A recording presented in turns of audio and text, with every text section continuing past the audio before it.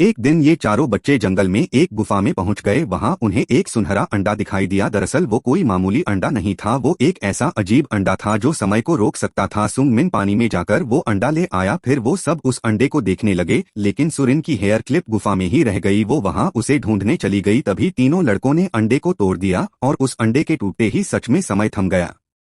लेकिन केवल दुनिया का समय रुका, उन लड़कों के लिए समय चलता रहा और तीनों लड़के इस रुकी हुई दुनिया में फंस गए। शुरू में तीनों लड़कों ने मजे किए, लेकिन एक दिन उनमें से एक लड़का डर और अकेलेपन की वजह से मर गया। अब बस दो लड़के ही अकेले रह गए। ऐसे ही दिन महीने साल बीत गए। कुछ समय बाद दूसरे लड़के की मानसिक हालत भी बिगड़ गई कि वह कभी दुनिया नहीं देख पाएगा और सुंगमिन पर शक करने लगा कि वही इस सबका जिम्मेदार है और उसने खुद अपनी जान ले ली। सालों बाद समय दोबारा चलने लगा और सुंगमिन वापस लौट आया, पर अब वह 13 साल का बच्चा नहीं रहा। अब वह 30 साल का आदमी बन चुका है। लेकिन सुरिन अब भी वही छोटी लड़की है। सब लोग सुंगमिन को पागल समझते हैं और कहते हैं कि यह कोई किडनैपर है जिसने बच्चों को किडनैप किया। लेकिन जब उसकी डायरी स्यूरिन को मिली तो उसने उसे पहचान लिया कि वो उसका बचपन वाला सुमिन है। लेकिन अब मुश्किल खड़ी हो जाती है। पुलिस और लोग सब उसे पागल समझते हैं। कोई यकीन नहीं करता कि एक बच्चा अचानक इतना बड़ा हो सकता है, वो भी 13 साल गायब होने के बाद। सब उसे जेल में बंद करना चाहते हैं, लेकिन सुरिन भागने में उसकी मदद करती है।